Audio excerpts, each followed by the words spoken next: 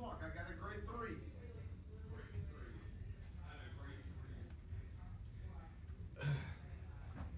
Yo. Just give me a second.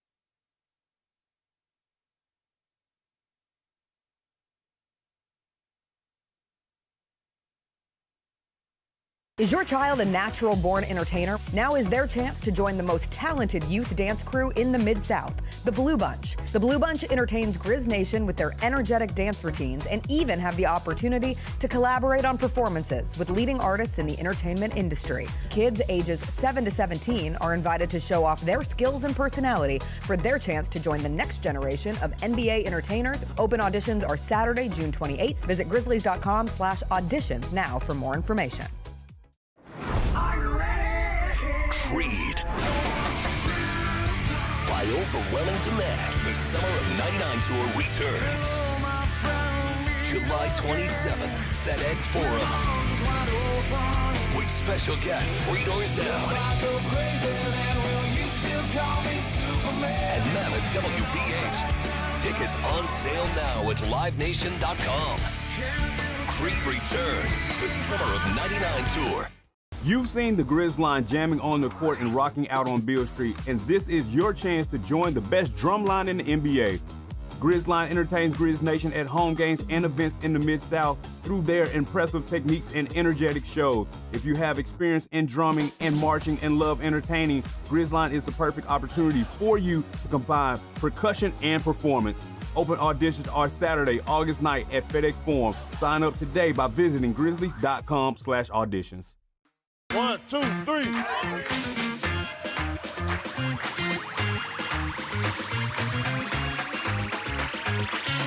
Ready, go.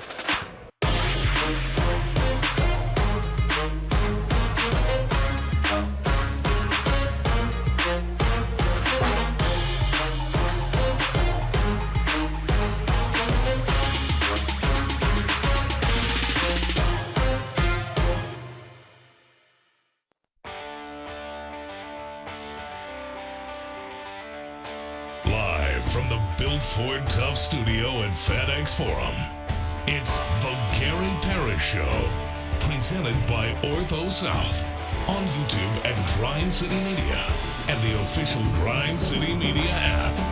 Now, here's your host, Gary Parrish.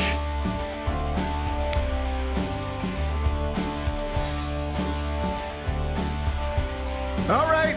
I'm here. My name is Gary Parrish. I'm speaking to you from the Built Ford Tough studio. We're in FedEx Forum, downtown Memphis. Bennett Doyle right there producing the program. Glad he's with me. Glad you're with me. Hope you're getting through the day best you can.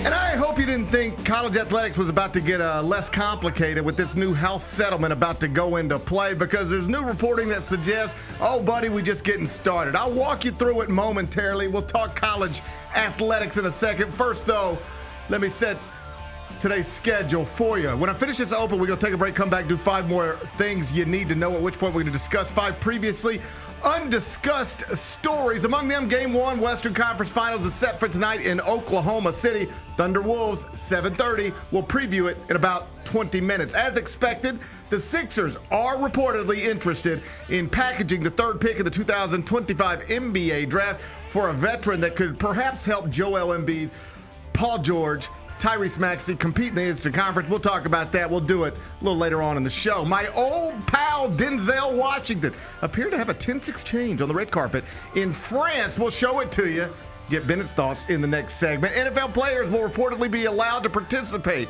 in flag football in the next Summer Olympics.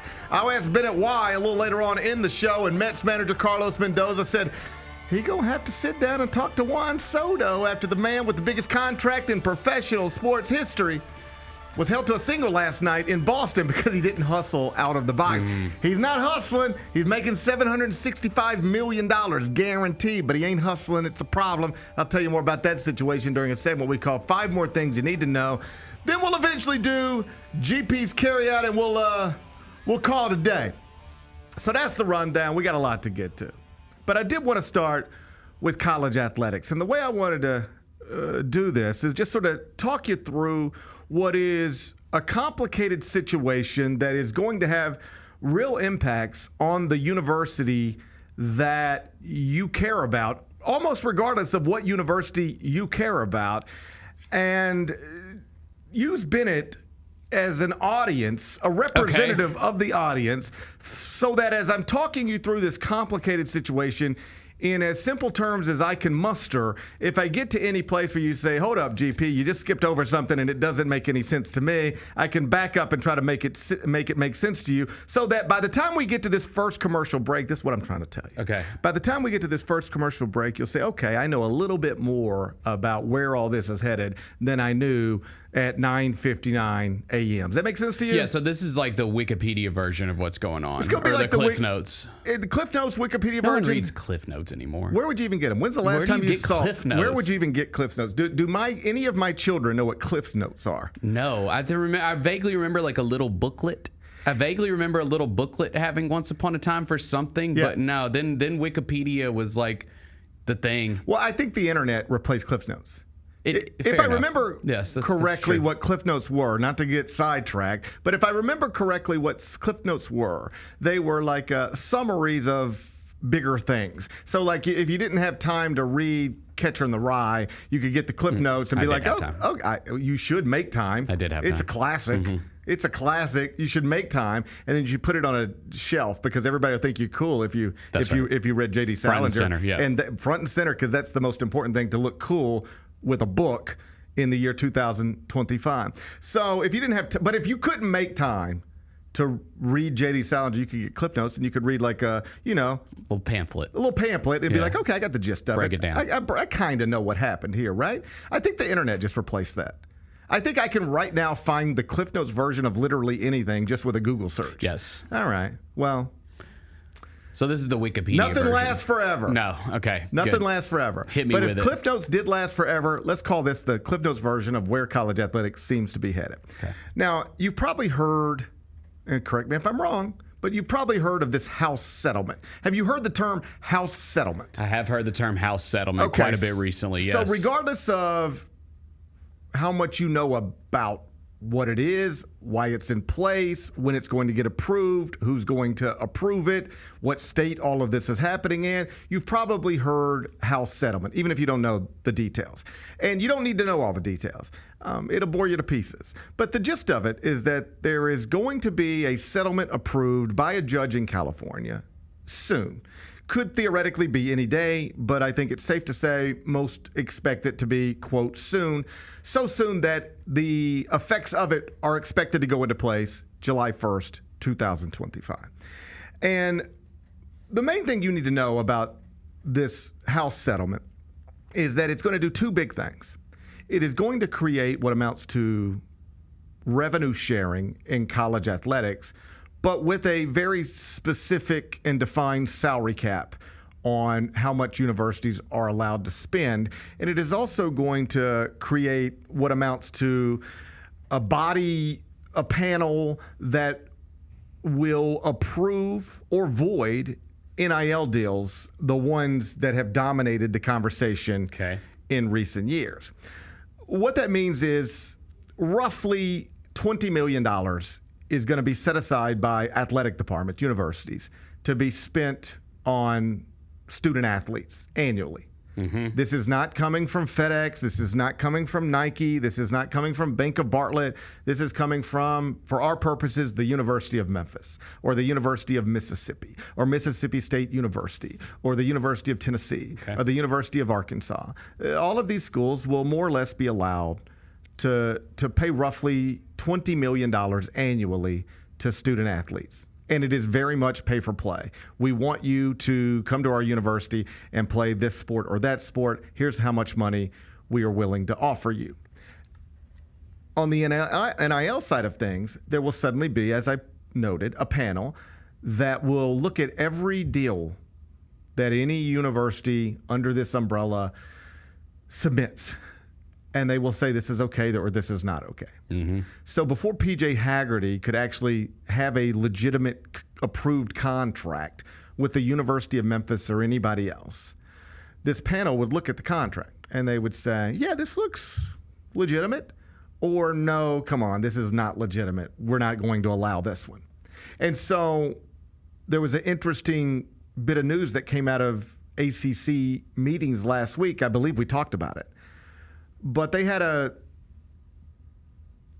expert come in to try to discuss with ACC athletic directors and coaches and other people who need to be educated on this stuff exactly how it's going to work. And this person told people working with the ACC that roughly 70 to 80% of the deals that have been in place in college athletics, NIL deals from collectives, the PJ Haggerty deal, if you will, about 70, 80% of those would be void once this goes into effect. They would be deemed illegitimate because here's the truth. Chris Vernon and PJ Haggerty. Chris Vernon has a bigger social media following and a more marketable name in this market than PJ Haggerty. He just does. All right? I think it's true, yep. Okay.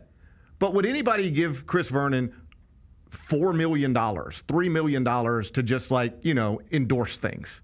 Probably not. Probably not, right? I hope so, but probably not, right? Because they would deem that, that's just not the way it works. You do that for LeBron James, not Chris Vernon, right? So here's the truth. If any of this was legitimate, if you were trying to make an impact in the Memphis market with a celebrity, it'd probably be money better spent on Chris Vernon than PJ Haggerty. Certainly before last year, maybe after an All-American season, we're having a different conversation. Sure. But you get the point. Here's my point. None of these deals, or very few of these deals that have been created to lure student athletes to campuses all over this country, whether it's Memphis, St. John's, Texas Tech, anybody else, they're not legitimate marketing deals. They're not legitimate NIL deals. They are wealthy people throwing lots of money at football players and basketball players to get them to play football and basketball. That's all it is. Okay. Once this House settlement goes into place, there will be a committee put into place that looks at all these deals and they say, that's not legitimate. Void. What all of this is intended to do is to create a more balanced playing field and create what amounts to a real salary cap so that we're not living in the world that we're living in now, where if you are St. John's, or BYU is a great example of this. If you decide you want to spend $20 million on a basketball team, you just can. And it doesn't matter if other schools can't do it. If you decide you can and want to, you can. And that's how BYU is ending up with 5-star transfers and 5-star high school prospects and maybe the number 1 pick in the 2026 NBA draft. They're just throwing money at it. What BYU is doing right now, honestly, what St. John's is doing right now, what Memphis is trying to do with PJ Haggerty right now would not be allowed once this House settlement goes through. Okay. So that's where we're headed. That's where we're at. Interesting bit of news last night from Ross Dellinger, Yahoo Sports. What he reported is that Governor Lee here in the state of Tennessee signed a state bill earlier this month that more or less, and again, I'm trying to keep this simple for the sake of the conversation, says that universities in the state of Tennessee do not have to adhere to these new rules. Okay. All right? We're going to create a law that says we don't have to follow your rules. So when this new commission is put into place, it's the CSC. That's a term you'll hear all the time, CSC. When this new CSC commission is put into place, and they say you can only spend X amount of dollars of your own money on student athletes, and NIL deals have to be legitimate. We can't have PJ Haggerty having an NIL deal that is more lucrative than the type of NIL deal John Morant would get from the same company.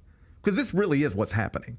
If John Morant, this is actually a better example. If John Morant wanted to do a marketing deal with Bank of Bartlett or anybody, it probably would not be as lucrative as the marketing deal PJ Haggerty's about to sign. Because the only reason you're really giving PJ Haggerty this kind of money in a marketing deal, NIL deal, is to get him to play basketball. It's not to get him to bring attention or endorse any specific thing. It's to get him to play basketball. Right. So this commission would sign off on all these deals and look at all these things. What this state law that Governor Lee has signed is intended to do is just say, no, we can do whatever we want to do.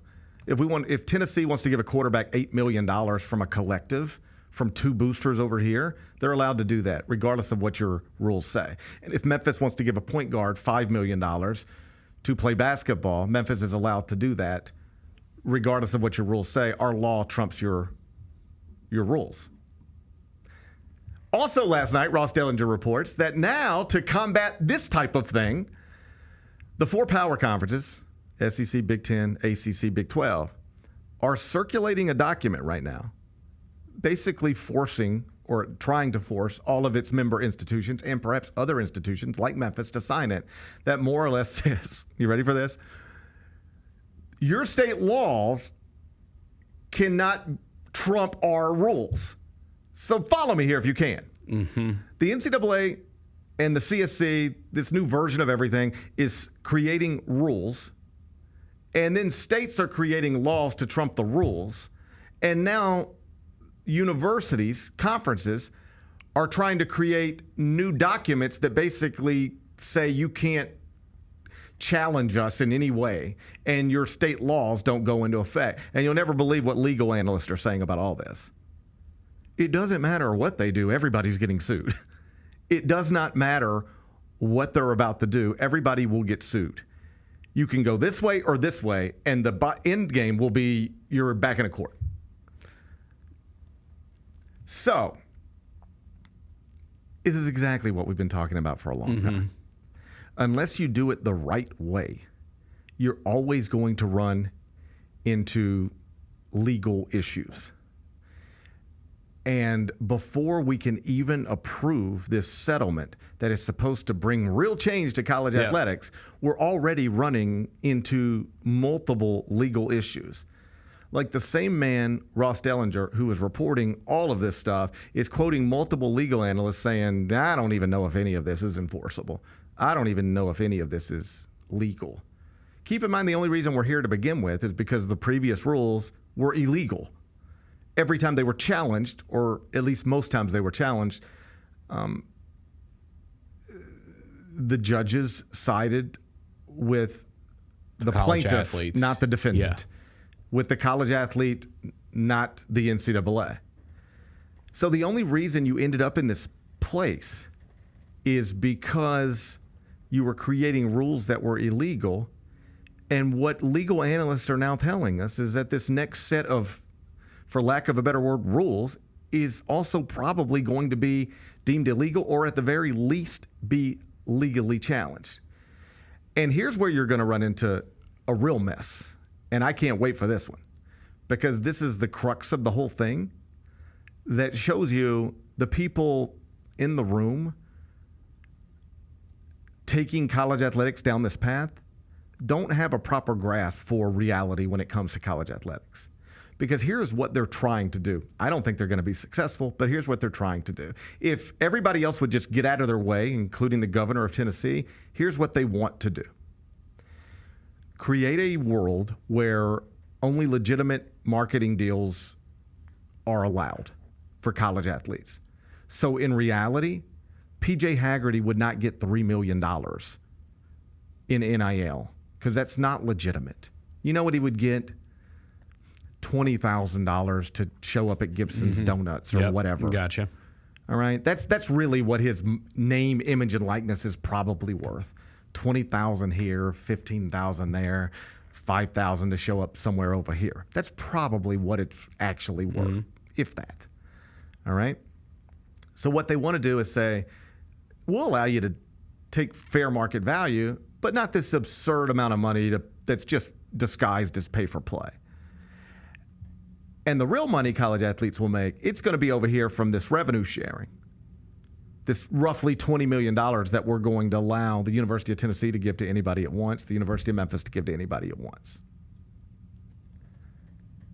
The problem they're going to run into, and I'm not telling you any secret here, everybody understands this. I just don't know why they're not trying to figure it out in any sort of effective way in advance of us getting to the exact place I'm about to tell you we're going to go.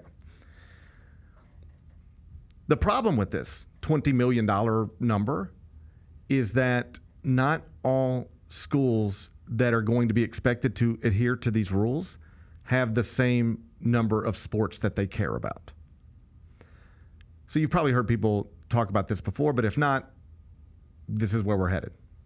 There is a very realistic scenario if these rules are put into place the way they are intended to be put into place, where athletic directors all over the country have to make decisions about how this money is going to be spent. The Duke athletic director talked about this recently.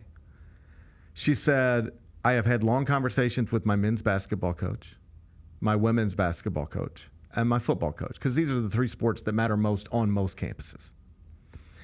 And she said, I've asked all of them, what do you need in terms of this money to run the type of program you need to run to be successful? And I just asked them all for a number. I'm paraphrasing here, but this is basically it.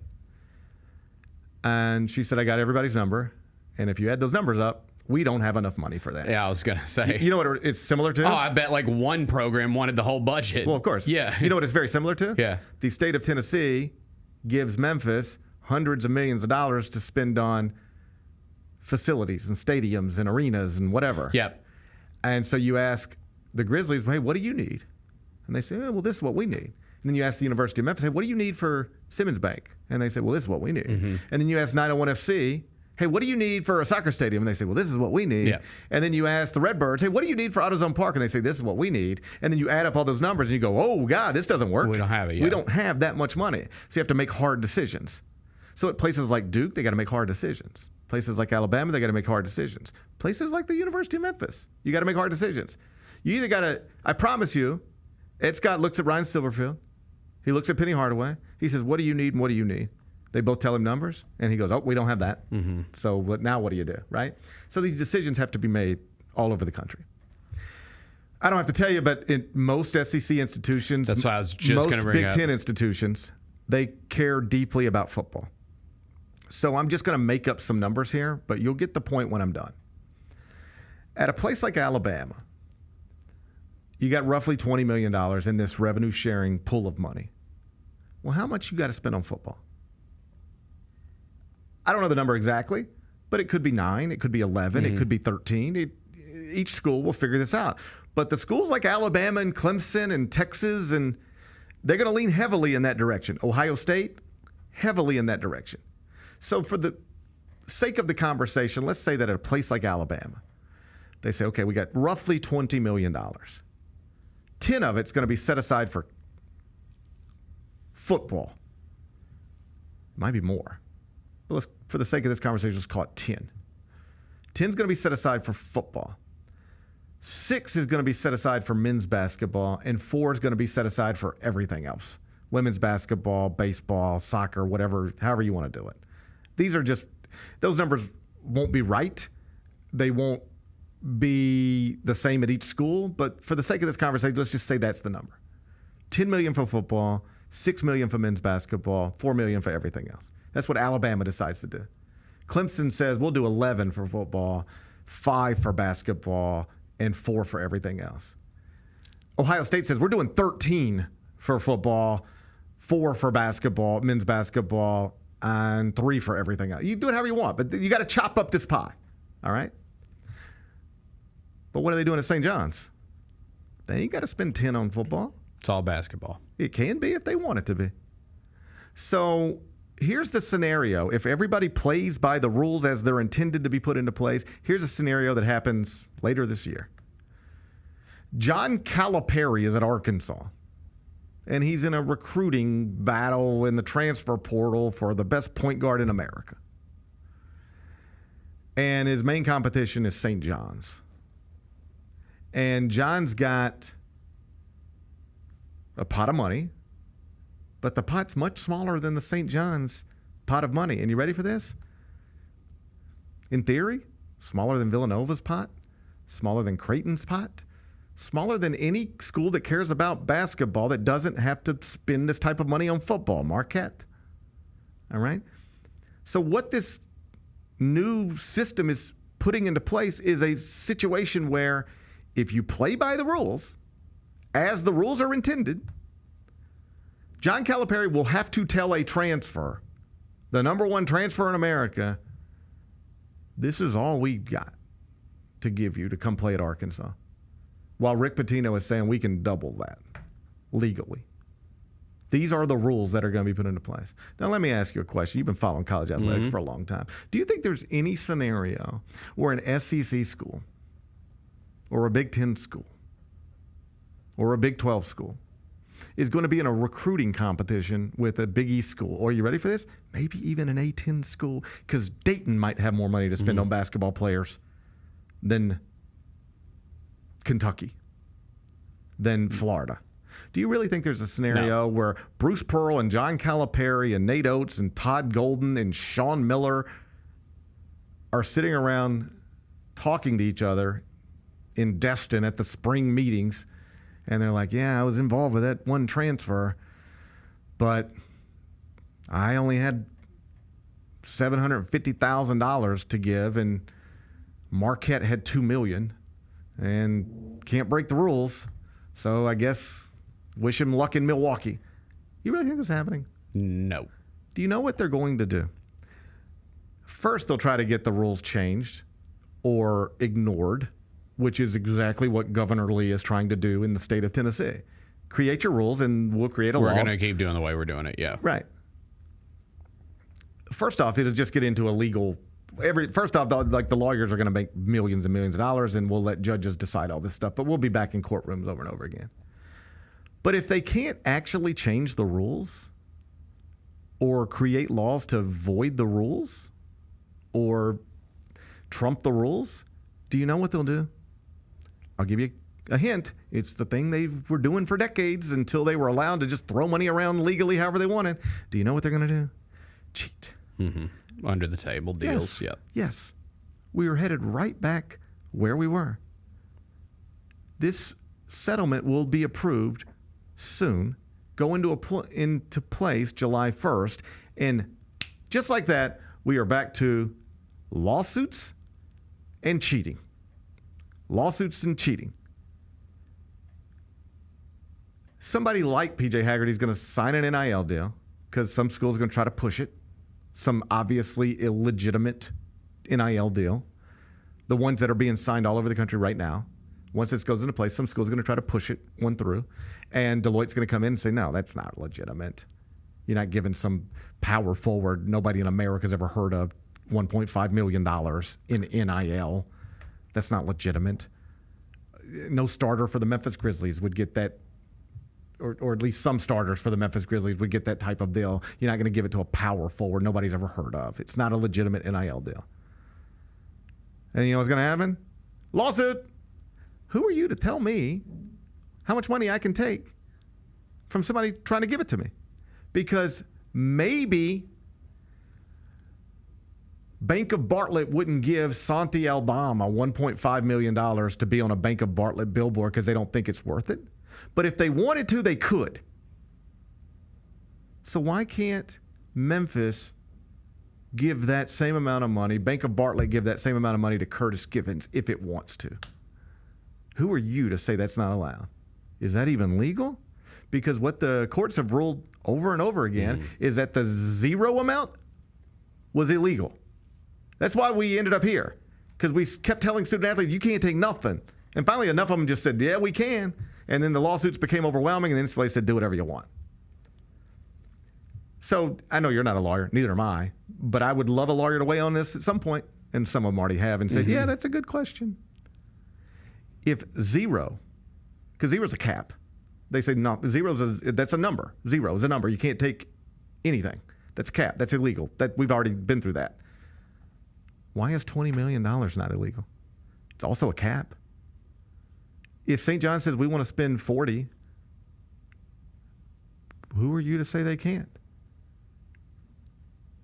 We'll take it to court. The judges have already told us zero is not allowed. That's a cap. Caps are not okay.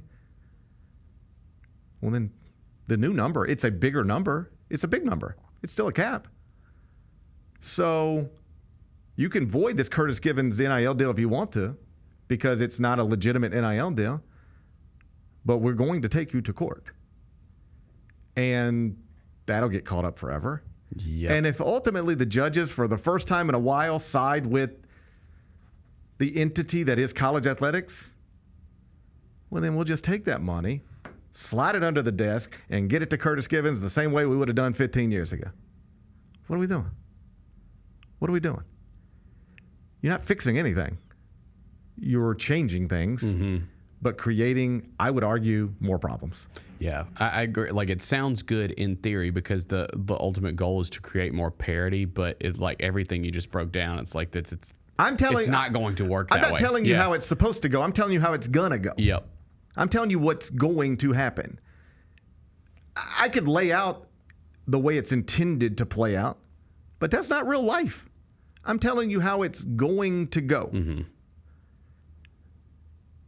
I kind of like it the way it is. I wish it was more structured. I think everybody agrees with that. But I kind of like watching a 5-star McDonald's All-American who's at North Carolina decide to leave North Carolina after 1 year, sign with St. John's, and know exactly why. I kind of like knowing exactly why that happened. Money. In different eras of college athletics, you would watch a young man make a college choice for reasons that didn't, on a surface level, make much sense. And you would always have to assume, well, there's got to be a money component to it somewhere under the table. I just told you there is a scenario with the way the rules are intended to be put into place where an SEC school quite literally cannot legally compete financially with a Big East school and maybe even an A-10 school when it comes to a basketball player. All right? So here's what the system is going to create. A situation where we all know, because it's all reported, Arkansas only has $800,000 to give this player, but St. John's has 2.1. What happens when the player picks Arkansas? We know it's nonsensical to take 800 instead of 2.1. So what happens when the player picks Arkansas? An investigation opens. Or everybody just goes, well, you know what that is. Yeah, right. So then your coaches go back to looking like cheaters, and everybody's calling them cheaters. You know what nobody does right now? Calls Rick Pitino a cheater, calls Sean Miller a cheater, calls Penny Hardaway a cheater, calls John Calipari a cheater. It's true. You've actually cleaned these people's reputations. For a while, you said the name John Calipari, and everybody's like, he's a cheater. You say Will Wade, and everybody's like, now everybody's like, well, they're just doing what they do, and everybody's doing it, whatever. You've cleaned their reputations. Now you want to create a system that's just going to muddy it all up again? For what? Who? I'm with you. And I like the idea, like the way that it is now, that my school, the University of Memphis, like if they can come up with the money, they can go get the best players in the country. That's right. You know what I'm saying? Yeah. Like I like to know that that's a possibility. Right. And so I want to be clear on the Memphis component of this, because I mentioned that document that these power conferences are either asking now or will ask its universities to sign once this agreement goes into place, that basically says if you are in a state that has a state law, you that does not apply to you. You play by our rules. These are the rules, and these are the penalties if you break the rules. So the question becomes, is that even enforceable? And the answer is, I don't know. And I don't mean I don't know. I mean legal analysts say they don't know. The next question is, okay, well, what happens if you don't sign it? They will threaten you with removal from a conference. In other words, the way this is theoretically going is the SEC will say, Tennessee, Alabama, Arkansas, everybody else, we need you to sign this that says, I don't care what Governor Lee signs in your state or any governor signs in any state, these are the rules. You play by these rules. And you cannot challenge us in any way legally. We void an NIL deal, you got to take it. You can't take us to court. Nobody can take us to court. Well, in theory, you just go, well, we're not signing that, especially if you're Tennessee, because you got a governor who's fighting for you and literally creating laws that do away with these rules. So if you're Tennessee, you say, we're not signing that. So then what do? They'd say, well, we might kick you out of the league. So the question becomes, well, what about a place like Memphis? It's in the state of Tennessee, but not in a power conference. How do these institutions have any power over Memphis? What the reporting suggests is that at that point there might be an agreement between all of the actual power conferences where they say, if Memphis doesn't want to play by our rules, we will not play Memphis anymore. Oh, yeah. Like, we're not scheduling games against them. So, like, you like Ole Miss, Mississippi State, Arkansas, Tennessee coming to FedEx Forum? That ain't happening. They'll just be done. And more than that, Clemson, Ohio State, you name it. Yeah, they would just I say, gotcha. if you're not going to agree to play by these rules because you're going to hide behind your state law, we just will not play you. We might have to play you in an NCAA tournament, but we will not play you in the regular season. That would be the way to try to put pressure on Memphis. It's just all, like, none of this is, there's no clean outcome. Right. So you're going to hear a lot of people, when this thing goes down, a lot of people say things like, and big changes are here for college athletics. And that's technically true, but this is not the finish line. This is not like, and we're here, and this is where we've been trying to get, and now everything's the way it needs to be or should be. It's just, I think, going to make things messier and not actually create a solution to the problems that ail college athletics. It'll just create new problems. It might eliminate some of the ones that exist now, but we're still going to have big problems and big lawsuits. And it's a story as old as time. How does this all go away someday? Look at Major League Baseball, look at the NBA, look at the NHL, look at the NFL, look at the WNBA. Look at how those professional sports entities are run, how their CBAs are put into place, how everything is negotiated and collectively bargained and agreed upon. That's the way you have to run professional sports. That's if you're going to do it legally. Like, these little workarounds, they're never going to work long term. Yep. They're just little workarounds attached to hope, but they're never going to work long term. Eventually, you have to do what it is people have been telling you got to do for years. Stop with the workarounds. Stop with the baby steps. This is professional sports. Billions of dollars are circulating. You've got to collectively bargain. You've got to reach an agreement on a CBA, and then you can actually enforce your rules. The reason the NFL can enforce its rules, the NBA can enforce a salary cap, is because it's all collectively bargained and legally done. There are representatives on both sides negotiating. They agree, and they say, okay, we're cool. College athletics has still to this day never done that. And until it finally does, it'll just be lawsuits on top of lawsuits, on top of lawsuits, on top of lawsuits. Be back in a second. Sonic Radio. Welcome back to Sonic RNDIO. That spells radio with me, the CIO. This just in, the new Sonic $1.99 menu lets you build a crave-worthy meal for just $1.99 an item. Whether that's a creamy shake, crispy tots, or a quarter-pound double cheeseburger. This just out. Ostriches. They're mean, not very cute, and in my opinion, way too big for a bird. Don't miss the Sonic Fun 99 menu. 5 items, always $1.99. Live free, eat Sonic. Tax not included. See menu for details. Have you always dreamed of entertaining on the biggest stage in Memphis? The Claw Crew is looking for members to join their team for the 2025-2026 season. Claw Crew members are hardworking, high-energy entertainers who assist Grizzlies home games by hyping up the crowd and much more. Not only do they support the Grizzlies on home games, but also promote in Memphis and across the Mid-South. Open auditions are Saturday, August 9th at FedEx Forum. Visit grizzlies.com/auditions for more information and to register today. The Grizzlies, grannies, and grandpas have the right moves and are currently looking for new members to join their team for the upcoming season. These soulful seniors are a fan favorite group throughout Grizz Nation. You do not have to be a grandparent, but you must be at least 50 years old with personality, rhythm, and passion for performing. If that sounds like you, then we want to see you on Sunday, June 29th. Visit grizzlies.com/auditions for more information.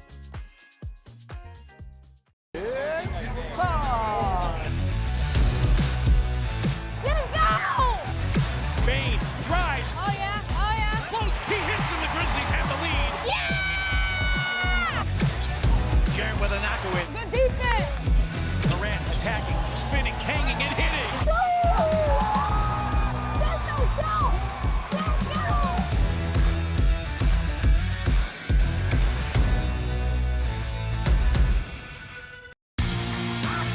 Shinedown. Dance Kid Dance Tour. Live in Memphis. FedEx Forum, Saturday, August 30th. With special guests, Bush and Morgan Wade. Get tickets now at livenation.com. Shinedown, live in concert. For more, visit shinedown.com.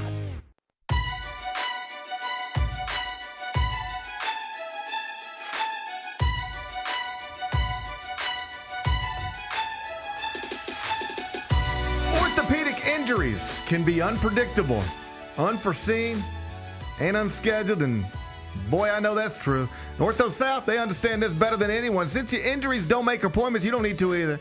That's because Ortho South welcomes walk-ins during the weekdays and the evenings and even on Saturdays. So next time an unforeseen injury makes an unscheduled appearance in your life, visit orthosouth.org to find your nearest urgent care location. Just walk in and Ortho South will take care of everything, especially you. Learn more at orthosouth.org. That's OrthoSouth at orthosouth.org. Now, I got 5 more things you need to know. Number 1. Game 1, Western Conference Finals. It's set for tonight in Oklahoma City. It's the Thunder and the Timberwolves. OKC, a 7.5-point favorite. Bennett, I'm going to get you to pick it later. So I don't want you to pick it now. Okay, I won't. Because I'm going to get you to pick it later. But I need to hear 2 words from you. Yeah. Thunder up. Oh, say it. Absolutely not. Thunder up. It's us against them. Oh, no. It's No, us no, against no, them. It's not. It's me and you against old Big Mouth over there. No. Because I don't. It's me and you against old Big Mouth. I respect your stance on that. But my stance is a little different, and it's that I don't like them, and so I will not root for them. We're not rooting for them. I understand. We're rooting for me. I understand.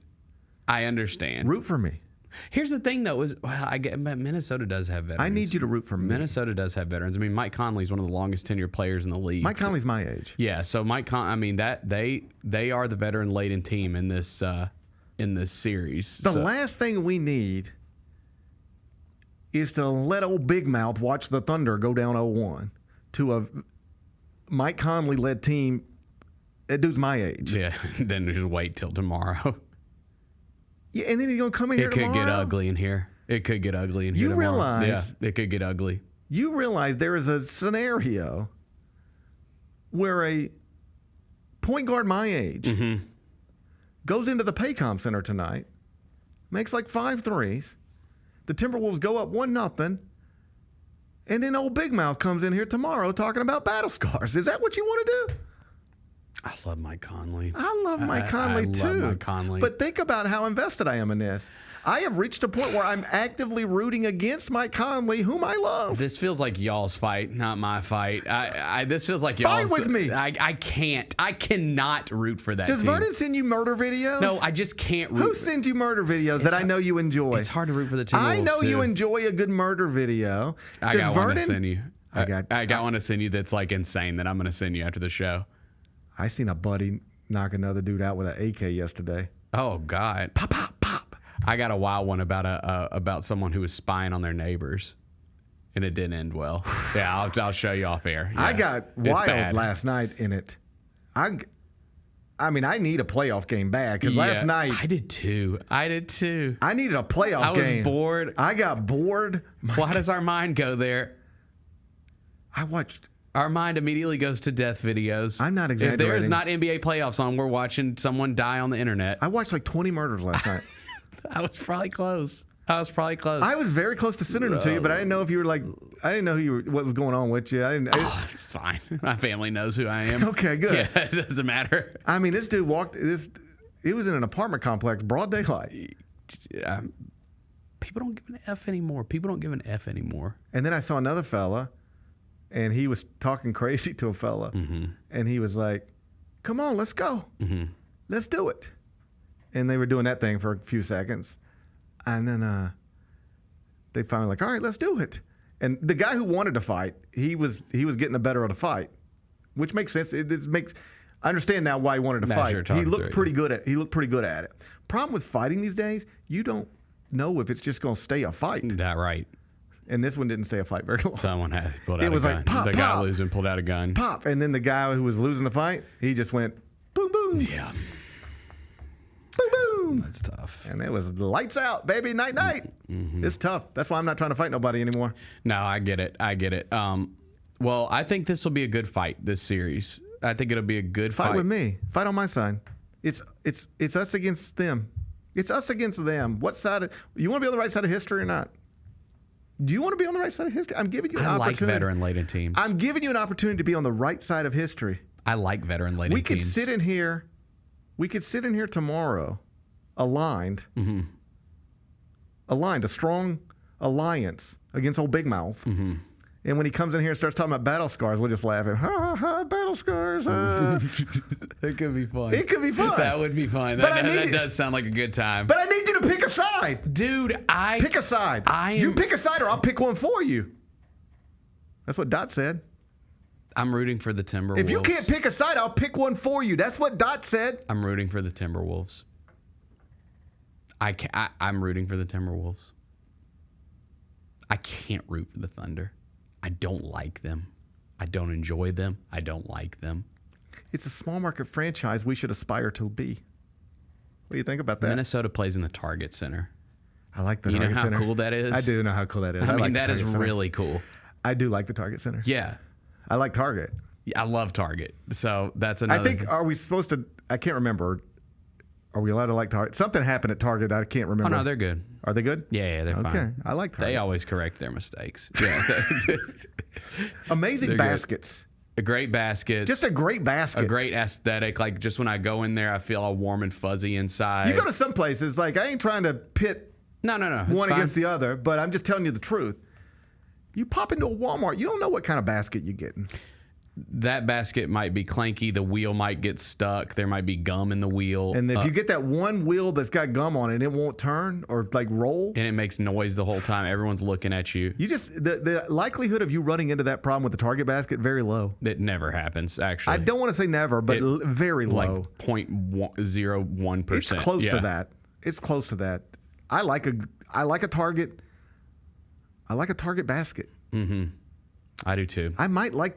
I think I might like Target simply because I know the basket experience is going to be great. I mean, look, dude, and I agree with all that. The problem with this series for me is I'm jealous as hell of both of these teams because they were once two teams that were clearly below us as far as our trajectory, and now they're both in the Western Conference Finals. We gave our point guard away. Now he's in the Western Conference Finals again. I'm not even talking about that. Although that was a good pickup by them. We just gave him away. That was okay. But when we were making our rise, he was in Utah. Okay, so that doesn't count. That doesn't count. No, we just said, hey, thanks for being the all-time leading scorer in franchise history. history, but you gotta go. That's what happened. No, that is not how that went down. That is quite literally how that went down. I mean, everybody understands it, but that is what happened. Yes. Would you put it like that? Yes, but there was a lot of factors involved in this. Oh, sure, but like to get like a superstar in town, that was you're clearing out the way. I got it, but that is what happened. Yeah. And now he's in the West. Now you got to watch him tonight. We ain't played in weeks. Mike Conley's still playing. Playing in the Western Conference Finals. It is I am May happy for 20th, him. 2025. Yeah. It's 2025 and Mike Conley's still playing basketball. Who saw that coming? Yeah. And it's May 20th, 2025. Mike Conley is literally playing basketball tonight. We ain't played in weeks. I will say, man, I know everyone's picking the Thunder in this series. And Thunder up. I think they'll probably win. Thunder up. Say it. Pick a side or I'll pick one for you. That's what Dot said. Well, what are the Wolves? What's theirs? Oh. I think they do. Okay. I think they just make wolf noises. Yeah. Right? Sorry. I'm Thunder up. Okay, I'm No. Okay, then stay on that side. I can't help it. Stay on that side. It'll be you and old Big Mouth tomorrow. Y'all can stay on that side. I mean, in reality, I'm rooting for the East. That's where I'm at in all this. No, I'm rooting. It sounds like I'm rooting for the Thunder. I'm not. I'm rooting for me. I understand. I'm rooting for me. Last thing I need is old Big Mouth sitting over there tomorrow talking about battle scars, all right? Mm-hmm. And talking about the Oklahoma City fetuses, okay? I don't need him over here talking about the Oklahoma City fetuses, all right? Average age is 24, youngest in the NBA. I got it. Mm-hmm. I believe in them.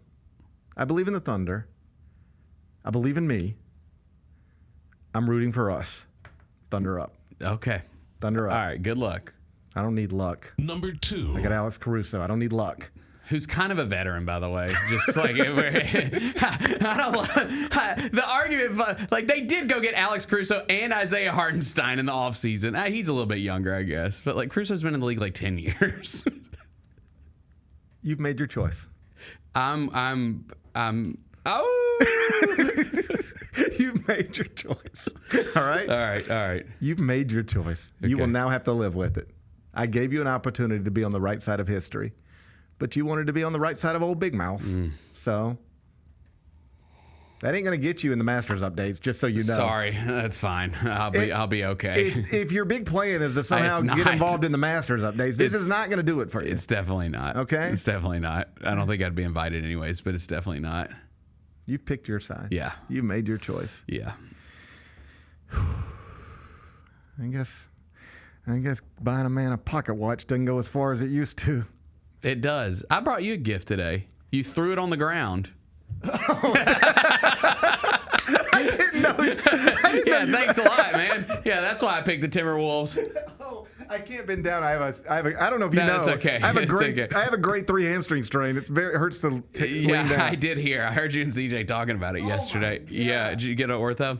Yeah, no, that's my buddy's dad. Ron Hawley passed away earlier this year or last year. No. But he was a huge collector. Had a big, huge room full of just cool collectible stuff, and he had that book on the New York Mets. And I was going through looking through his stuff, and he was like, "Man, yeah, take that to GP." Isn't I was that like, sweet? "All right, That's yeah, I will thoughtful. take that to GP." It's like the history of the Mets.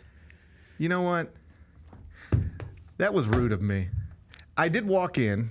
Now, keep in mind, I'm hurt. You also walked in 30 seconds before we went on air, so there Because was it a lot takes of me 11 minutes to get from the parking garage to here now because I can't walk, all right? It took me 12 hours to get here. Yeah. And this was sitting right here, and I really I didn't know it was a present. I didn't know it was a gift. There's no bow on it. No. I didn't know it was a gift. But I didn't even bother to ask. There was something here. You could reasonably assume it's intended for me because it's a Mets book and it's sitting right where I sat. And I didn't even bother to ask. That's ungrateful. Well, I'm glad you corrected your mistake. I might need to do some soul searching a little later on today. Yeah. It might be time for me to look in the mirror. Yeah, maybe so. Maybe so. Thank you for this gift. Absolutely. I'm going to put it on a bookshelf. I have a bookshelf. Good. I still keep books. I got books too. I just don't keep Blu-rays. I got those as well. Thank you for this gift. Yes, sir. Yep. Number 2. The Sixers are reportedly interested in doing what a lot of people assumed they might be interested in doing, when they secured the third pick in the 2025 NBA draft, and that is make it available for franchises that might have a veteran that could help a theoretical, healthy Joel Embiid, Paul George, and Tyrese Maxey compete for an Eastern Conference title, maybe even the whole thing next season. That makes sense to you, doesn't it? I guess. I just wonder how long they're going to stay in the Joel Embiid business. I don't think they can get out of it. I don't think they can get out of it either, but I just mean as far as let's try to win Joel a championship. You know what I'm saying? I think they're in a really tough spot in the sense of there's nothing else you can do except try to win a championship with Joel Embiid because who's taking that contract? It's and that's completely true. But I mean, you've still got a great young player in Tyrese Maxey. Should you not at some point think, man, maybe this guy can lead this team to a championship? Well, that might be the way it has to go. But my point is, I don't know that you can get off the Joel Embiid contract now. Yeah, I agree. I don't think you can either. But man, if there is a generational talent at number 3, but they're not going to be there until 2 to 3 years from now, I just wonder if they're making a mistake by moving on from that and going and getting somebody that's going to be there for a year or two, and we'll try to do this, but Joel always gets hurt. Well, I think this is probably the difference between picking first and third, or even maybe second and third, because there is a consensus number 1 prospect in Cooper Flagg, and really there's kind of a consensus number 2 prospect in Dylan Harper. Mm-hmm. But there's not a consensus number 3. And most people believe that whoever you take at number 3 is probably a developmental piece. Mm-hmm. It's likely to be a one-and-done guy in Ace Bailey, VJ Edgecombe. Any one of those guys helping somebody win the Eastern Conference next year? No. I mean, probably not. Well, the East is going to be bad, but no. I mean, Ace Bailey couldn't help Rutgers win. Yeah. How's he going to help the Sixers win? Well, and then that's the other argument in the favor of this is that, we think the East is probably going to be pretty bad next year. Why can't Philly just get right back in the mix if healthy? Oh, I think if healthy, I think they are right there in the mix. I think they are too. And so that's why you do what it is they are reportedly trying to do. This is why you put the number 3 pick on the table and see what you might be able to get done, because in theory, a healthy Joel Embiid, good luck, but in theory, with a healthy Paul George and a healthy Tyrese Maxey and a healthy whatever else the third pick could bring in, does put you in a position to not only compete in the East, but maybe win the East and maybe compete for the whole thing. You could go from bad to great just like that. It takes a lot of variables going your way. The health of people who haven't stayed healthy, being healthy, that's the most important part of it. Mm-hmm. But that's the only bet you got to make now, is just a little bit like what the Clippers are trying to do with Kawhi. You just know that he ain't going to be there a lot, but you hope he can be there when it's time to win something. Mm-hmm. And you build around that in hopes that by some stroke of luck, he's available with the playoff start, and now let's go take a shot at it, right? And there were some people thinking the Clippers were ready to take a shot at it, for lack of a better word, this season with Kawhi healthy. So in Philadelphia, that's kind of, I think, what you have to try to do. And you're probably closer to being capable of doing that by using the third pick to add a veteran as opposed to using the third pick on a rookie and then throwing him on that roster. So not surprising, the Sixers are looking to move the third pick, and now we'll see if they can do it. Number 3. Denzel Washington is in France, like a lot of other actors and celebrities. Big film festival, you've probably heard of it. The Cannes Film Festival. You been there? I believe it's Cannes. I think I don't think it's Cannes. I think it's Cannes. Cannes. Yeah. I've been to Cannes. You have? Oh, you've been to the city. Yeah, not the festival. I would love to go to the festival. That's like one of those. It's a beautiful part of the world. I'd give anything. I'd give anything to be on that red carpet with Denzel. He had a tense exchange. Yeah, I've been following along. Yeah, okay. Kyra, do we have Denzel Washington having a tense exchange in Cannes? Look at this. He didn't like the way this happened. Yo, buddy, don't grab me. Old finger. Don't you touch me. That's not okay. I'm Denzel Washington. What do you think it's like to go to the stand at a rope on a red carpet? Next thing you know, Denzel Washington is yelling at you. Oh, and then he grabbed him. Yeah, buddy, you don't do that. I would have knocked that dude out. It's time to. Denzel should have punched him in the face right there when he grabbed his arm. You say that, but last night where a guy punched another guy in the face and he got shot right in the stomach. So you got to be careful. No, he's promoting his new film, Highest to Lowest, new Spike Lee movie. And he's on the red carpet at Cannes. I think you say Cannes. I don't think it's Bennett, Cannes. you can say however you want. Because I think the French say Cannes. You can say it however you want, Bennett. Yeah. Yeah, I would have knocked him out. And apparently that guy, I saw people saying that guy is, known for being a little stickler. We've had a few of these recently. Yeah. I saw Bill Murray. Keep your hands to yourself. I saw Bill Murray get into it with a overzealous photographer. I saw Tom Hanks. Did you see Tom Hanks yelling at somebody not too long ago? Mm-hmm. And that's Tom Hanks. You wouldn't think he'd yell at anybody, would you? No. I mean, that's Forrest Gump for crying out loud. Right. Next thing you know, Tom Hanks is yelling at people. Maybe it's time for folks to calm down a little bit. Justin Bieber, he'll yell at you every once in a while. Yeah. Tom Cruise won't. Remember that guy squirted him with the water gun, and Tom Cruise was just like, "Why would you do that? Why would you do that to me?" It's a fair question. I love Tom Cruise, too. I think a totally fair question anytime somebody squirts you with a water gun is to look at them and say, why would you do that to me? I think that's a totally fair question. I don't agree with everything with Tom Cruise, but I think that's reasonable. I love Tom Cruise. Maybe we should stop grabbing our celebrities. Yeah, maybe we should. It is weird. It must be weird to live that way. And I don't mean this is a... Everyone wants your attention. Everyone wants to... Just everybody grabbing at you and everybody pulling wants to at touch you. Yeah. And trying to get you to look here and look there and take a picture. And it just must be a hard way to live. Mm-hmm. So every time you if you're Taylor Swift and Travis Kelce, every time you step out of your home, you anytime you're in public, you have to have security, and there are no private moments whatsoever.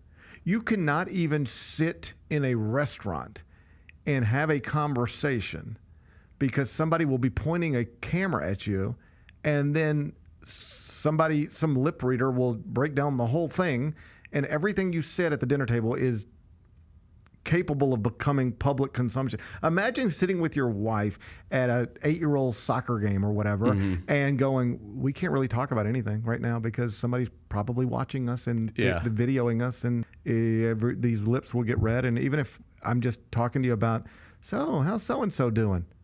It will all be picked up. So we just have to sit here and not speak about anything of relevance or importance because look around. Yeah. Isn't that weird? That's so weird. It is. So I'd like to think I would just be like, it's part of the job.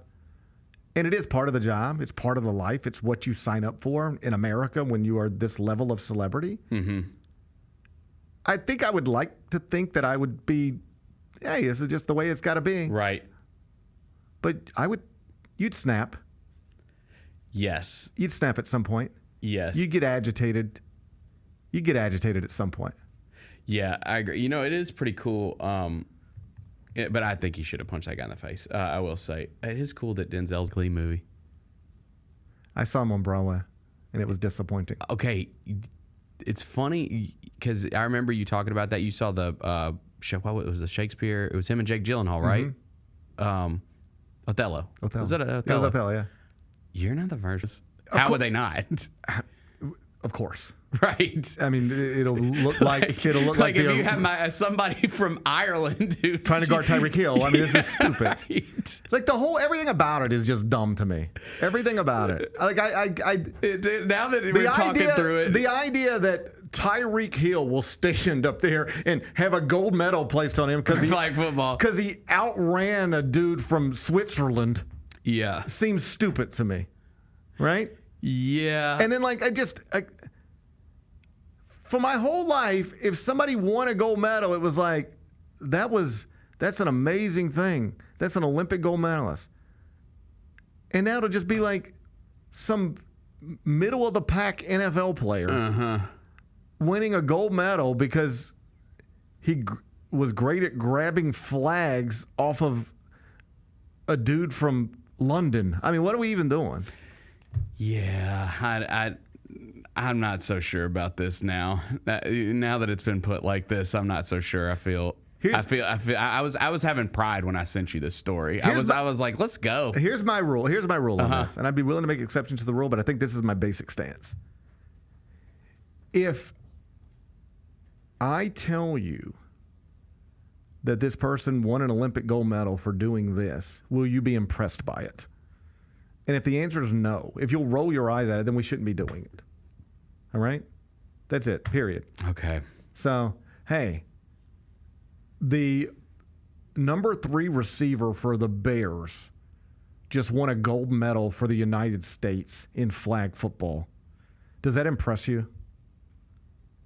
No. Then we shouldn't be doing this. This is stupid. All right? We're growing the sport. I'd rather just... We're growing the sport. I get the benefits It's of that. becoming an international sport. I just don't care about just... Let's just watch people run hurdles. I'll watch it. I'm not going to watch it. I'll watch it. No, I'm going to watch it. I'm not going to participate in this nonsense. Number 4. Juan Soto. Oh, What's man. up? Oh, it's already happening. It's already happening. It's only May 20th, and Oh, was that number 5? My fault. it's already happening. They're not happy. He is not hitting the ball the way he used to hit the ball. He is not carrying himself the way you would want a man considered to be the face of the franchise should carry himself. And reportedly, Mets officials have grown concerned. How many home runs we got this year? It culminates with see. last night. So this was all, I don't know if you saw on Sunday Night Baseball. He was supposed to be. I was watching. He was supposed to be mic'd up.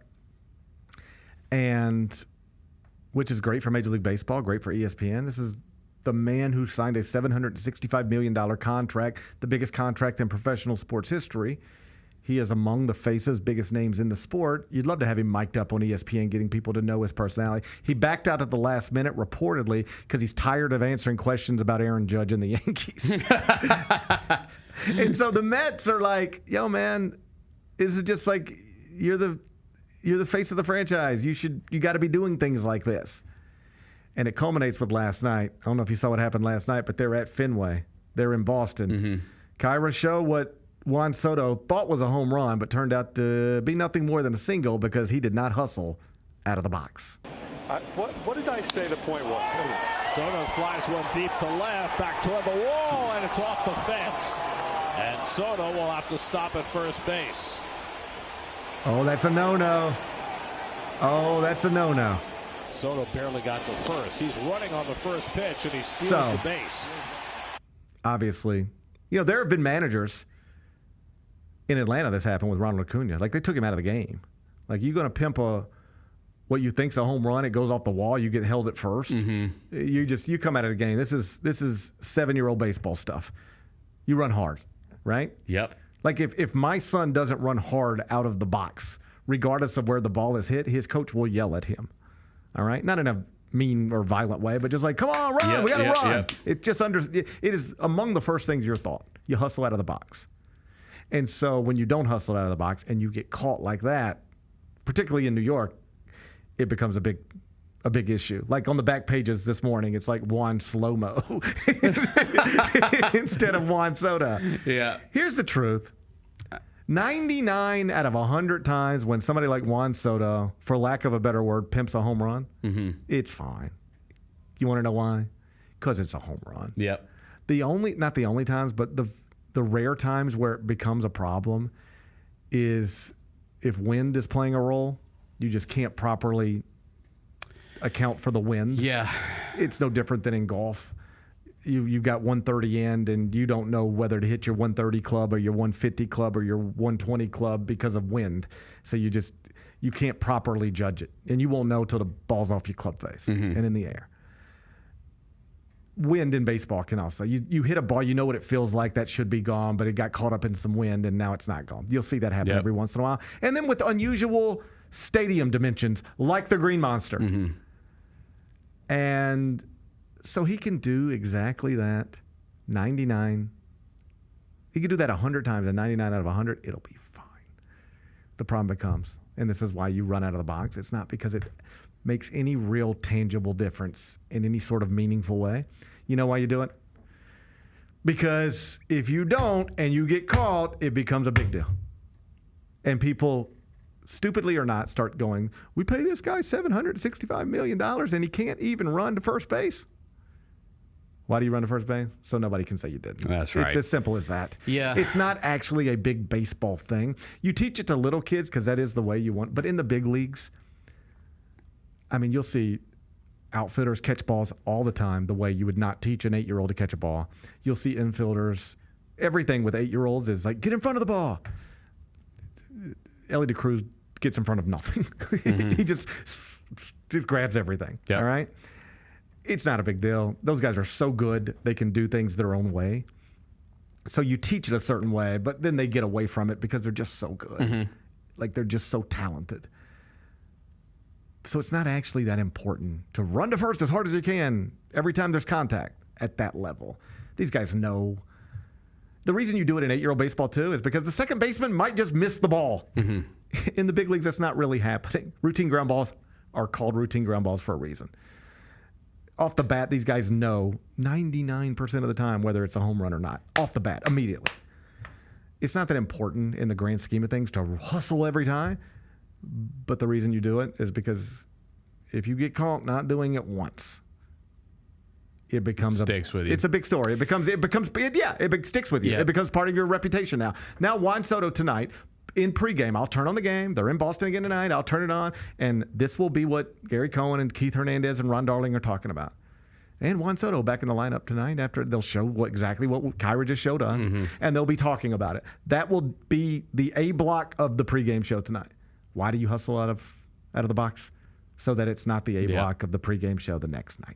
Yeah. Be back with GP's Carryout. I need cameras to capture every waking moment between Russell Wilson and Jameis Winston on the same team. The pregame prayers will be generational. Because that's preacher and a deacon. That's what we're talking about here. That prayer's going to be 40 minutes. We're going to miss the anthem. Tune in to the Jessica Benson Show with CJ Hurt live every weekday at 8 a.m. on YouTube at Grind City Media and the official Grind City Media app. Grizzlies fans know it's the team that gives you the edge. Big River Steel does too. And much like the Grizzlies have recruited legendary talent, we want you to be part of our team. Are you ready to be part of something legendary?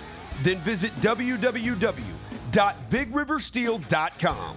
That's www.bigriversteel.com.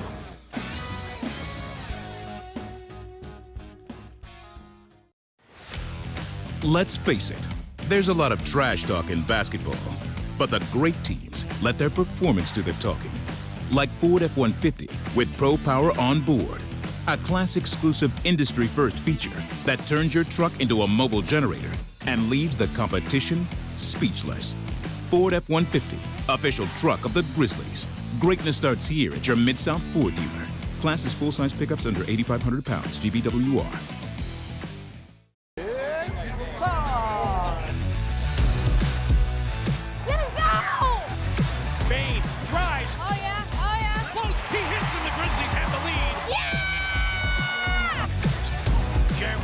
Good defense. Durant attacking, spinning, hanging, and hitting. Let's go.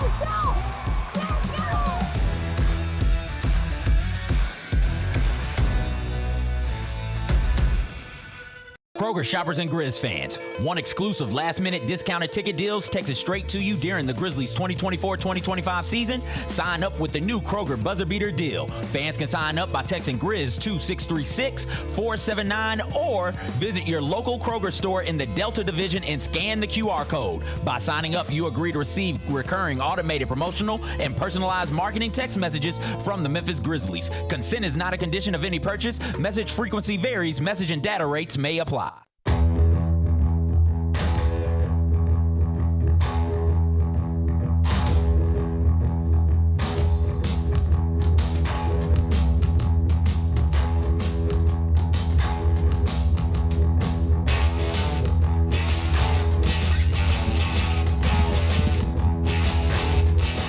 Welcome back. Gary Parrish Show presented by Ortho South. Let's wrap this up with GP's Carryout.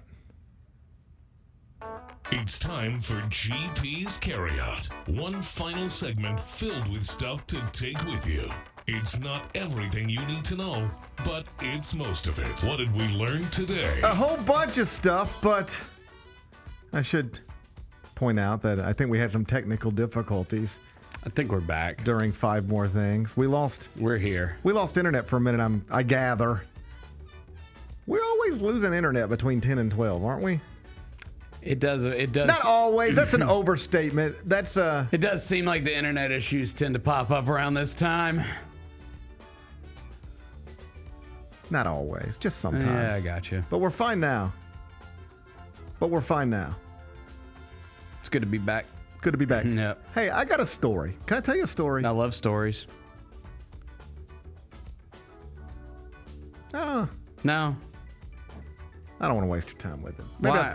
It's just a story. It's got nothing to do with nothing. It's just a story. I was going to ask you how I should handle it. I was going to ask you how I should handle this story. Well, that's a bit of a tease. Maybe I'll bring it back tomorrow. I got other things I need to do today. Okay. Maybe I'll bring it back tomorrow. It's not even a big deal. I've made it a bigger deal than it is. It's a nothing story. Okay. But it was just a thing that happened, and I was going to say, hey, here's a thing that happened. How would you handle this? Because it's a thing that happened, and I've been thinking about it. I feel like you need to say it now.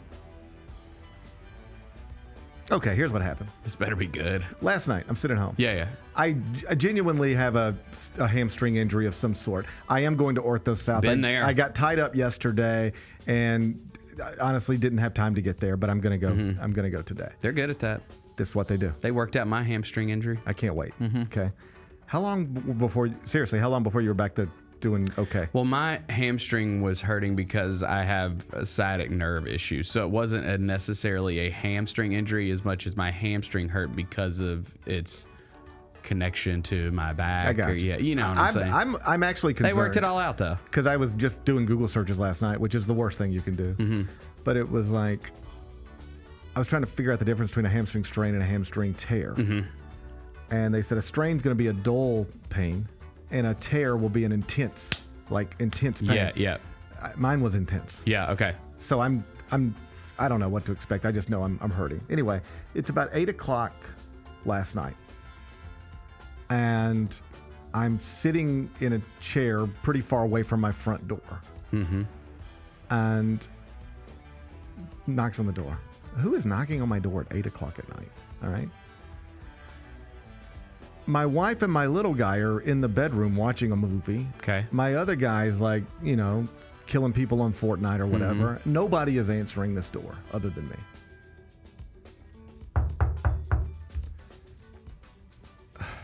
I can't even get up. It hurts. Like I'm hurt. Yeah. First off, who is knocking on my door at 8:00 at night? That's out of bounds. Felt out of bounds.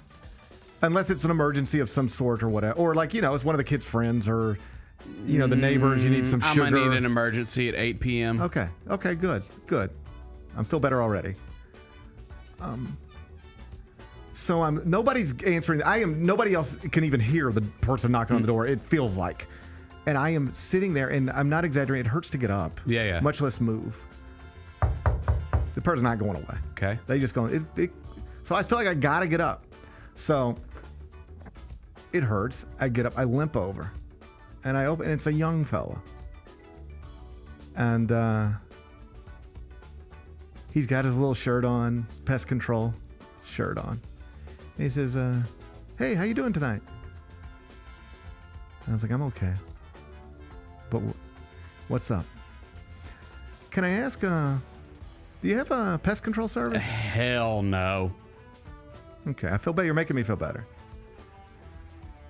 He goes, can I ask you, do you have a pest control service? Now, keep in mind what's going through my head.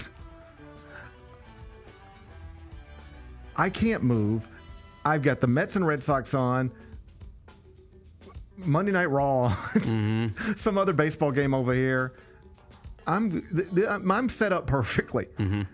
I don't need to move. Now you're knocking on my door nonstop. It's 8:00 at night. These are non-business hours. And you're propositioning me about a pest control service. All right? I'm already aggravated. Yep. Can I ask you, I have a pest control service company. And do you have pest control service? I do. Well, what service? Who do you use? Man, I don't. Oh, yeah. I'd be mad. I said, man, I don't know. My wife handles that. Mm-hmm. Well, do you mind if I talk to her? Get off my porch. I said, buddy, I'm not trying to be, but we're good. Thank you for your time. And I closed the door and he walked away. Yeah. We left it there. And everything you have said is the way I felt. But you felt bad in the moment, didn't you? Not in the moment, but 3 minutes later, I felt bad. And I actually got just trying to grind, like somebody's just trying to. That's what bothered me. That's what's bothering you. I got you. No, this was a young. I don't know how old he was. He might have been 16. He might have been 19. He was young. Yep. And he's just hustling. He's just out there hustling, man. And I wasn't a jerk, but I wasn't kind. And the reason I wasn't kind is because I was. First off, I was aggravated. Like, what are you even doing at 8 o'clock at night? So if I could talk to this guy, I'd be like, hey, buddy, first thing, don't knock on people's doors at 8 o'clock at night. Nobody ever. Nobody wants that. All right. You're just bothering people at that point. And I know he might say, well, that's when people are home. And I'm just saying, yeah, but you're bothering people. All right. So we got to figure this out. So that'd be my first bit of advice. But here's the honest to God truth. I got up back out of my chair in pain. And I walked back to my front door to see if I could see him. And he was all the way at he was leaving. Mm-hmm. And I just saw him from a distance. And I wanted to go find him and be like, you know what? I'll hire you. No. You got to have better self-awareness than I that. was willing to hire 2 pest control services. I'm not going to scrap my other one. Yeah.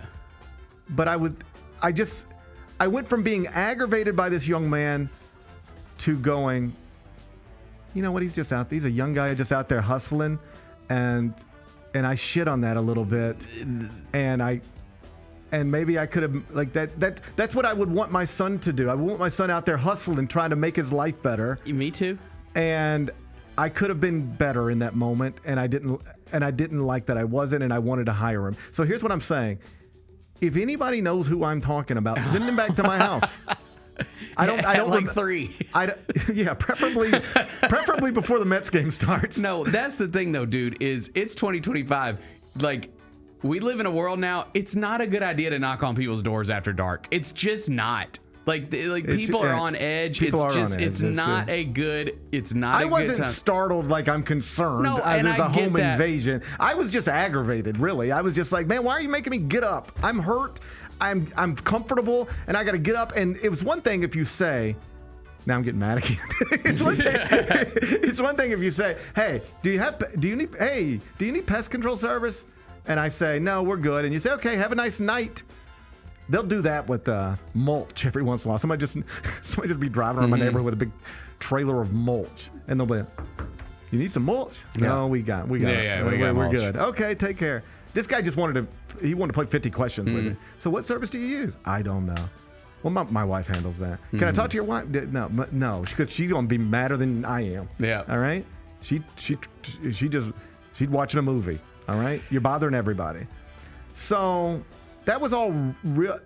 But then those feelings were overwhelmed by, this was a young guy just hustling, and I could have made his night with a very small commitment, relatively speaking. And instead, I probably made him feel bad. Well, he probably learned a lesson in that.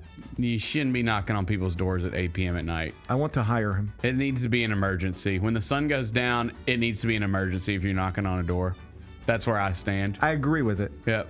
But that sentiment is overwhelmed by, is just a young guy hustling. And if my son came home and I said, what have you been up to? And he said, I've started knocking on doors. Pest control company. I've been knocking on doors trying to see if I can get business. I would be like, I like that. Better idea. Make a pamphlet with your company and a number to call or email address and go put it in people's mailboxes. Maybe there's... I think there's a better way to go about what this young man was doing. But after I settled back into my chair and got the agitation ripped away, I was like, if that were my son, I would be proud of him. Yeah. I get your conflict. I want to hire him. I don't think you're. I want to hire him. Okay, good. Well, I hope if somebody he comes can back get to you my in house, contact. I am going to hire him. Okay. I'm going to hire Good him luck. just to show appreciation for the work ethic. I hope he sees this. I hope he sees this. I hope somebody sends that guy back to my house. But before first pitch of Mets Do Red your Sox. work, people. But before first pitch of Mets Red Sox. All right. All right?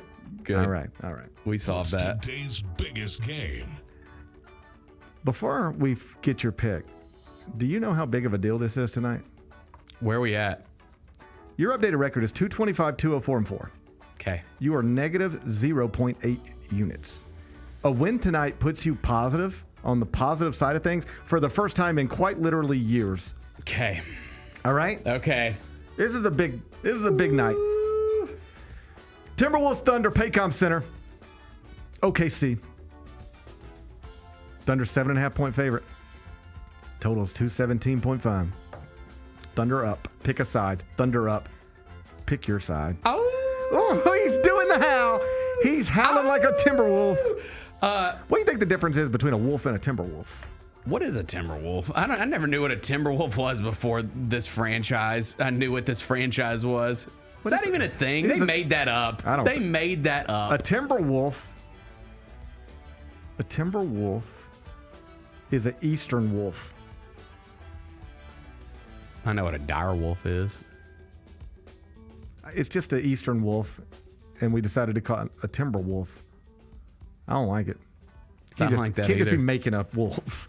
Is that their ultimate play to get into the Eastern Conference one day? Sounds like it. We're Eastern Wolves. We're put us in the East. We're represented by eastern wolves. Yeah. I don't like it. You can't just start making up wolves. I don't love that either, but I do love Target Center. I know we're not playing there tonight. I'm gonna go Thunder up. Come on, say it. No, I'm going Say Timberwolves. it with me. Thunder I'm not up. doing it. I'm not doing Thunder it. I will up. never say that. I will never say that. You've aligned yourself with Big Mouth.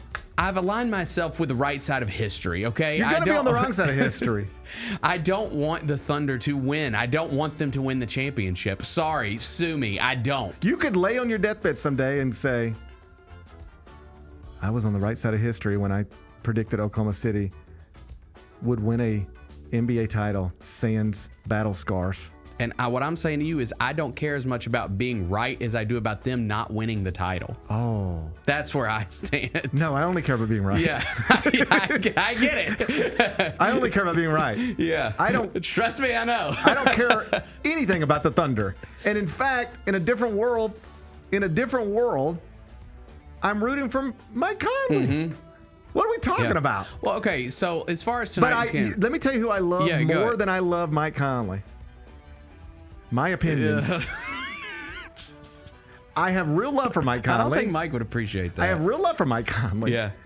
But what I love even more than Mike Conley is being able to say, man, I told you so. Yeah. I tried to tell you. I tried to tell you. I love Mike Conley. But what I love more than Mike Conley is being able to say, man, I tried to tell you. You just wouldn't listen. I'm trying to tell you right now. All you have to do is say Thunder up, and then it's me and you, and we get to double team Big Mouth tomorrow. Or you can be on the wrong side of history. And now I'll laugh at both of you tomorrow. Which one you want to do? All you got to do is say Thunder up. It's 2 words. Thunder and up. Just put them together. Thunder up. Oh! He's doing his howl. He's doing his howl with a made-up wolf. Give me the Wolves. He's doing his howl. Give me the He's a Wolves. made-up wolf. Thunder played on Sunday. Timberwolves been sitting around resting. They've been game planning for this. Anthony Edwards won't take care of his kids. Rudy Gobert just kicked his kid out of his house. That's who you want to align yourself with? Did Rudy Gobert kick his kid out of his house? Oh, yeah. Mom and the mother and the baby just said, y'all got to go. She's pregnant. I mean, I don't know the whole story, obviously. I'm sure there's more to the story, but that is part of the story. Okay, but Mike Conley is a Grizzlies legend. Yes. His name will hang in the rafters one day in this building. That's true. And he is one of the great guys in the league, and I can root for that. You're just going to skip over all the... I also like Julius Randle's story, too. I mean, he's having a really good What playoffs. is the Julius Randle story? Oh, just, the overrated and kind of like the guy that was discarded. He's kind of one really talked about in the whole New York trade and everything. And, he's been really good for them. I like Julius Randle. Mamba mentality. You have an opportunity to get behind a small market franchise that has been abandoned by stars but flourished anyway. You have an opportunity to get behind a franchise that is proving to the world you can build greatness in places where they don't expect you to. You can find something to grab onto and maybe learn from. But instead, you want to align yourself with a bunch of absentee fathers. Fake wolves and absentee fathers. That's who you want to align. He's doing the howl again. He's doing the howl again. I say thunder up. Nah. I say thunder up. Timber. We gonna have. It's going down. I'm yelling timber. I say thunder up. We'll figure it out. What are we watching on TV? Okay. New Brett Favre documentary drops on Netflix today. Oh, this is the one where we had the clip. Like, I feel like, God, it feels like it was like 2 years ago of the guy yelling at him at the convention. Is that this? I'm pretty sure. Isn't that what this is? I don't know if that's. I think It's that's not? another thing. That was something else? Yes, I think that was a Mark Gastineau documentary as opposed to a Brett Favre documentary. It's easy. It's easy to get your documentaries put together. This is an hour, 3 minutes. Okay. Here's the description. Brett Favre was a larger-than-life pro quarterback with millions of diehard fans. Until a wave of scandals ultimately shot down the gunslinger's legacy. His legacy's been shut down. You know, he was sending D-pics. He was sending D-pics, which is, by the way, crazy. Yeah, I mean, that just... She worked for the Jets. It would be like... I don't even want to put names on it. Yeah, don't even do it. But like if a Grizzlies player sent an inappropriate picture to... a team employee. Somebody, a woman who works for Grind City Media. Yep.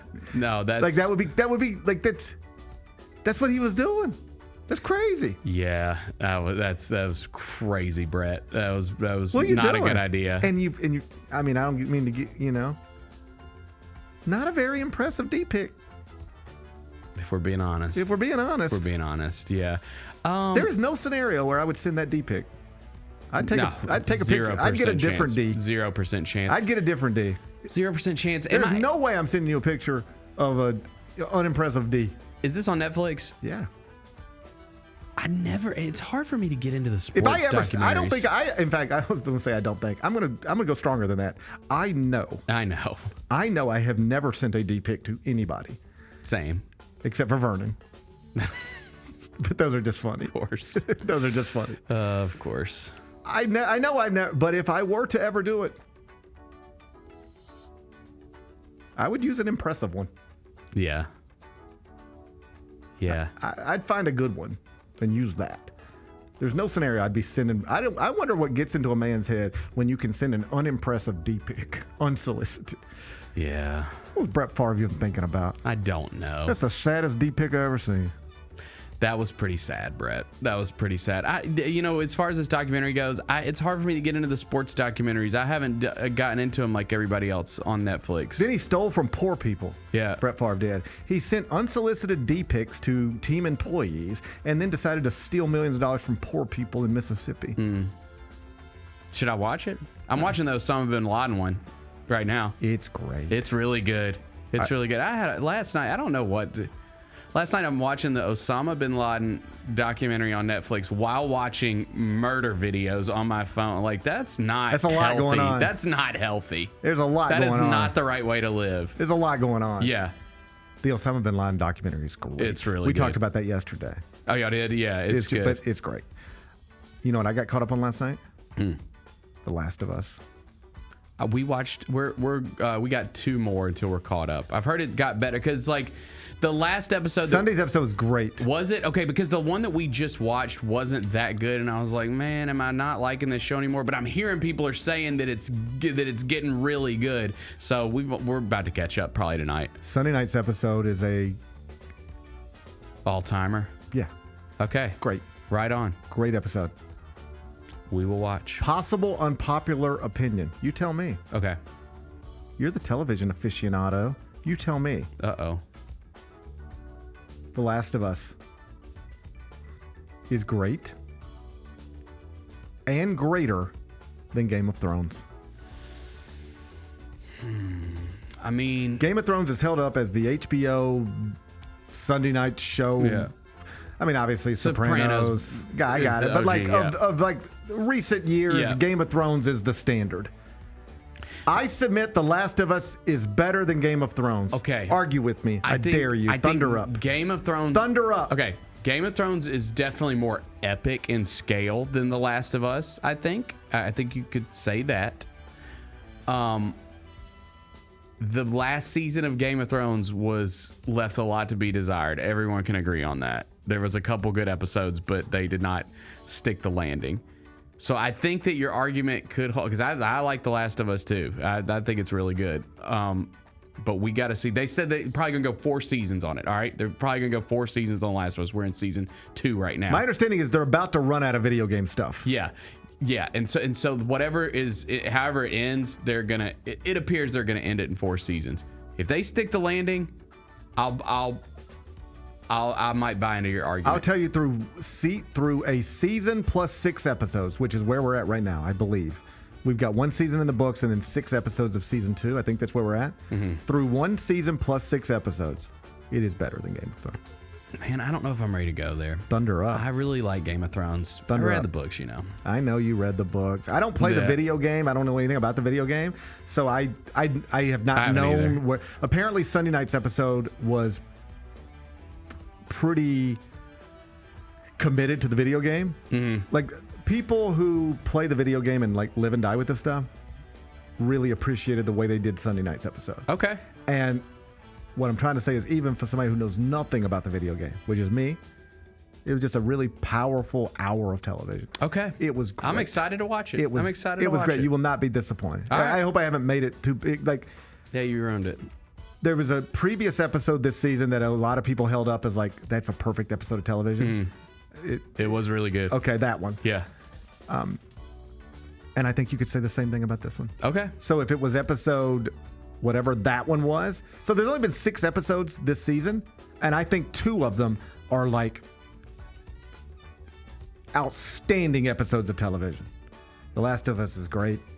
So are the Oklahoma City Thunder. Thunder up. What's the best thing we've read? While we've been talking, Boogie Flan has committed to the University of Florida, former McDonald's All-American. So I'll be updating the top 25 and 1 here a little later on this afternoon. You can expect the Florida Gators to move into the top 10. They're going to have a legitimate chance to repeat as national champions. You'll be able to find that when I file it at cbssports.com. What's on tap for tomorrow? Well, who knows? It could get weird in here. It could get weird in here. Yeah, it could get intense in here. Either I'm going to sit right here and ask old Big Mouth to tell me more about them battle scars and how necessary they are, or I'm going to have to eat a lot of words. It's one of the two. It could get ugly. It could get ugly. It could get ugly. It could get ugly. It could get ugly. I'll try to mediate best I can. You've picked your side. I've picked my side. You've picked your side? Yeah. Live with Not it. his side. I've picked my side. I haven't picked your side or his side. I've picked my side. I'm over here. Y'all are in this clash. Y'all are in this inevitable clash. I'm just over here trying to like respect my former Grizzly Mike Conley. Okay, that's it. That's all I'm trying to do. You had an opportunity to align yourself with the man you work with every day and a man who just last week bought you a pocket watch. I got you a new book. It's a classic book. It's a classic book. I got you a classic book for your bookshelf. You got me a beat up book. Thank you. You picked your side, all right? You picked your side. Now you'll live with it. Okay. I won't hold it against you forever. I'll forgive you, but I won't forget. All right. I'll forgive you. I think forgiveness is important in life. See what happens. 7.5's a big number. I think forgiveness is important in life. I will forgive you. Okay. For your betrayal. I'll forgive you for aligning yourself with absentee fathers and fake wolves. Okay? Eastern wolves. I'll forgive you, but I will not forget this moment. Okay. I will forgive you, but I will not forget. All right. Enjoy the rest of your day. The stakes are high. The stakes are high. I'm going to try to enjoy mine, even though I can't walk. Let's meet back here tomorrow at 10. Till then, be careful. Be kind, be good. Rep your hood.